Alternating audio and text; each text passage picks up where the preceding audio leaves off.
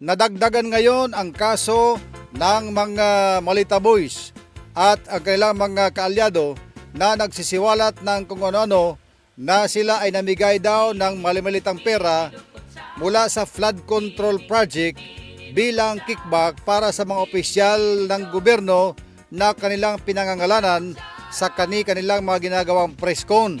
Maraming press con na ito na marami silang pinapangalanan ng mga tao, including doon sa Senado na kanilang ginawa, na mayroong mga tao na kanilang pinangalanan na tumanggap ng mali-malitang pera. Ngayong linggo, maliban doon sa mga naunang mga personalidad na nagkaso laban sa 18 bagmen o Malita Boys, ngayong linggo ay ito ang pinakabagong nagsampa ng kaso sa kanila. Walang iba kundi si Senator Erwin Tulfo.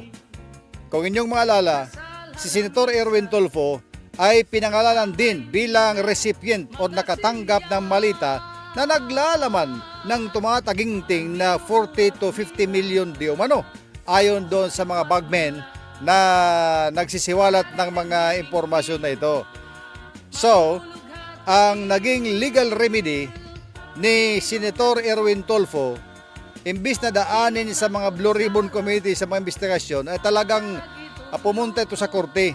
Nagsampa ng kaso laban sa ilang mga tao na ating pangangalanan na binanggit dyan sa kaso na yan.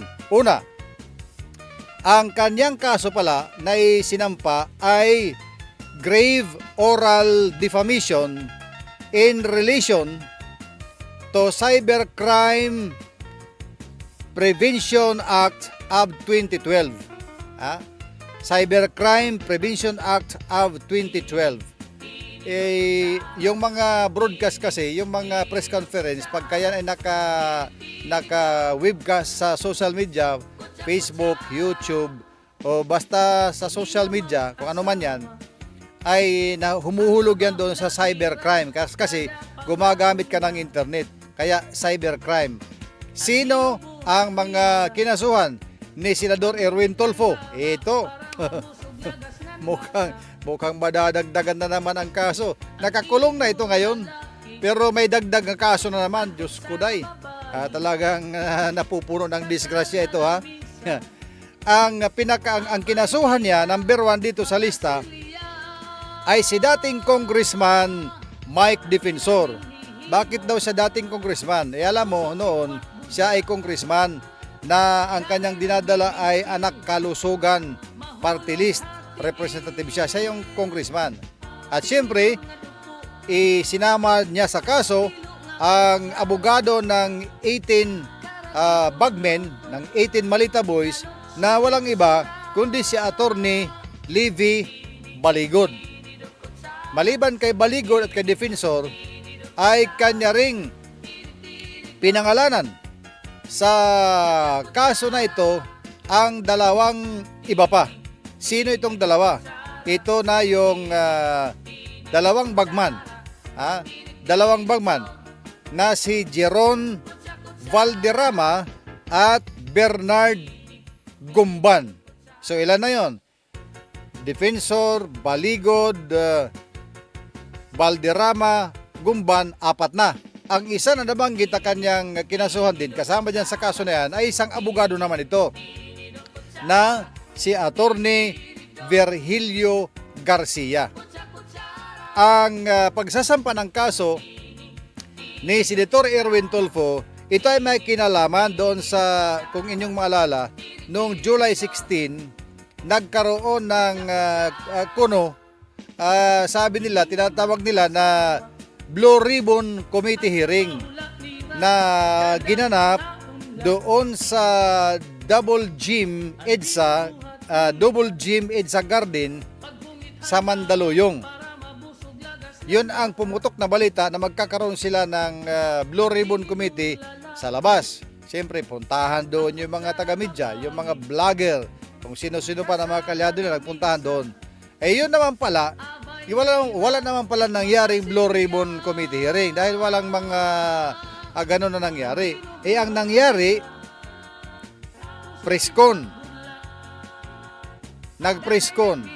At sa preskon na yon, nandoon rin ang isang councilor ng Quezon City na si Councilor Ranulfo Ludovica. Yung nakaupo sa lamesa na mayroong yung kanyang yung kanyang identity. Nagsusuot siya ng eyeglasses na puti ang frame. Yan, nakaupo na yan. Yan si Councilor Ranulfo Ludovica na kasama sa kinasuhan. So bali ilan na yon? Defensor, Baligod, Valderrama, Gumban, Garcia, 6 si Ludovica. Kibali 6 lahat ng ito na kinasuhan ng grave oral defamation. Dahil sila ay magkakasama na nag-akusa na tumanggap si Erwin Tulfo ng mali-malitang pera na nagkakahalaga ng more or less, sabi nila, 40 to 50 million, isang medium size na malitang pinaglagyan na hinatid daw sa kanya, sa kanilang bahay. O, di ba? So, pumalag dyan si Senator Erwin Tulfo, pero ang kanyang pagpalag ay idinaan niya sa legal. Kinasuhan niya ang mga ito at ngayon ay mananagot itong mga kanyang kinasuhan. Ay siyempre, bibigyan niya ng pagkakataon na sumagot doon sa kanilang kaso na kinakaharap sa ngayon. Alam mo, sa batas may sinasabi na the burden of proof ay nasa accuser. Kung ikaw ay nag-akusa, nasa iyong mga balikat ang pasanin upang ito'y patutuhanan na mga akusasyon. At ang lahat ng ito ay titimbangin ng korte. Akusasyon versus ebidensya.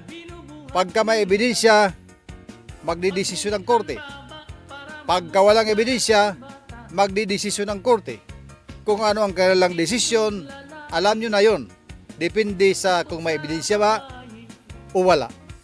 Kaya ang mga kasong ito ay ating aabangan at ating patuloy natin susundan at inyong malalaman ang mga kaganapan na maaari pa mangyari sa mga susunod na araw. Kaya tutok lang dito sa Radyo Abante SGTV para sa karagdagang mga balita. Dini, dini,